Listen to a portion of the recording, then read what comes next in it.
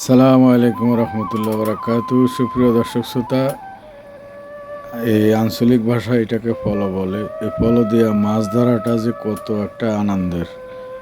প্রচুর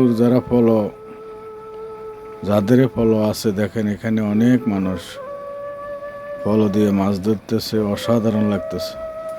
আসলে এটা পুরাতন একটা ঐতিহ্য।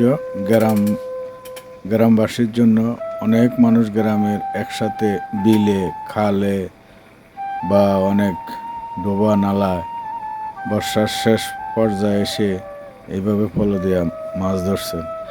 আপনার এলাকায় এই পলরে কী নামে ডাকে অবশ্যই কমেন্টস করে জানাবেন। আর এই ভিডিওটি দেখছেন, কেমন লাগছে? এই যে মুরব্বী শ্রেণীর লোকেরা বেশিরভাগই এই পলো দিয়ে মাছ ধরে। দেখছেন কি সুন্দর মাছ লাফাইতে আছে পলোর ভিতরে, আর মুরব্বী একটা একটা করে তুলতেছেন। অসাধারণ না? খুবই দারুণ।